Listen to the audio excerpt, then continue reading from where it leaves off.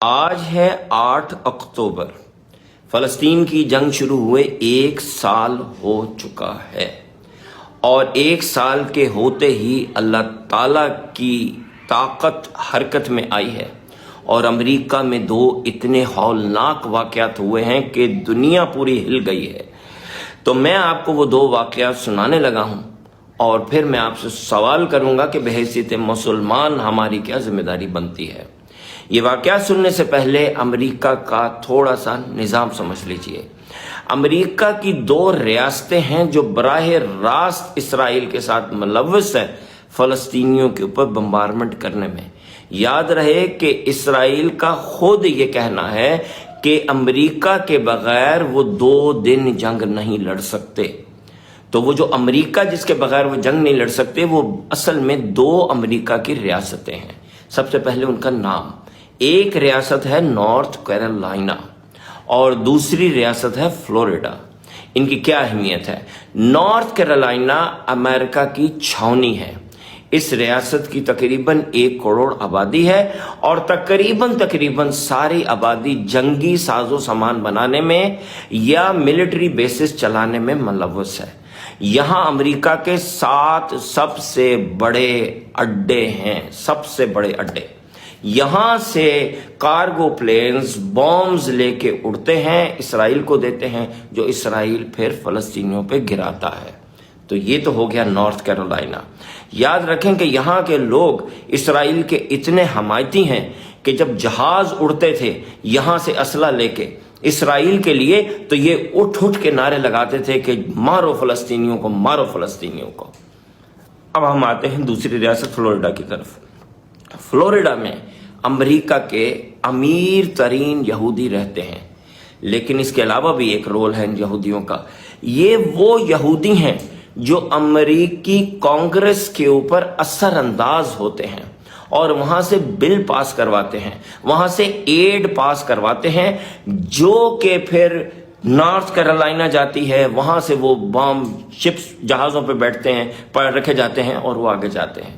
تو Florida finance and political power, اور north Carolina military power. اب ہم آگے چلتے ہیں۔ آج سے 10 دن پہلے اللہ تعالیٰ نے سمندر سے ایک بہت بڑا طوفان اٹھایا، جس کا نام گوروں نے تو رکھا ہیلینا، لیکن ہم اس کو اللہ کا عذاب بھی کہیں گے۔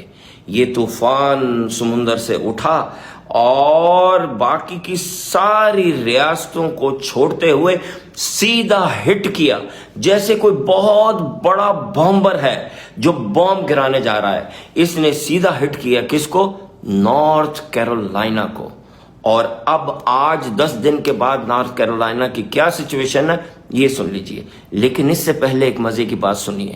ورلڈ بینک کا اندازہ ہے کہ فلسطین کو ری بلڈ کرنے میں $35 بلین لگیں گے۔ ٹھیک ہے، اب ہم آگے چلتے ہیں۔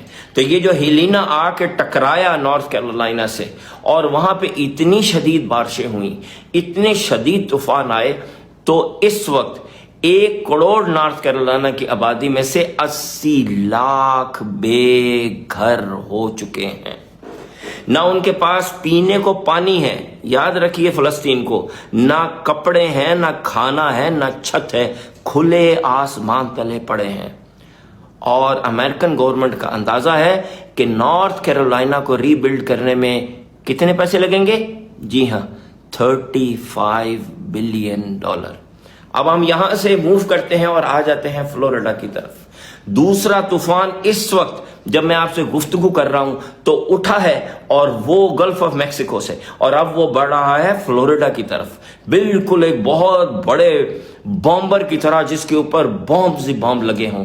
لیکن اس کیس میں بامز ہیں دنیا کی تیز ترین ہوا، 180 مائل پر آور کی ہوا، جو انسان نے آج تک نہیں دیکھی تھی، जिस वक्त मैं ये वीडियो बना रहा हूं तो 180 माइल पर आवर की हवाएं इस वक्त समुद्र में घूमती हुई फ्लोरिडा की तरफ बढ़ रही हैं। पूरी फ्लोरिडा की रियासत उसके अंडर में आ चुकी है। 2 करोड़ 20 लाख आबादी है फ्लोरिडा की, जिसमें से सिर्फ 20 लाख बची है। 2 करोड़ की आबादी बेघर होने वाली है। इतना शदीद तूफान आने वाला है कि पूरी रियासत खाली कर दी गई है। और इसको रीबिल्ड करने में अमेरिका का कितना खर्चा आएगा? 200 बिलियन, 200 बिलियन डॉलर्स। अब मेरा आपसे बेहैसियत मुसलमान एक सवाल है। कुरान में 2 दफा ये जिक्र आया है कि घूमो अल्लाह की जमीन में और देखो कि अल्लाह ताला ने कुफ्फार के ऊपर कैसे कैसे अजाब भेजे हैं। तो मेरे आपसे 2 सवाल हैं। नंबर 1, क्या ये अजाब नहीं है?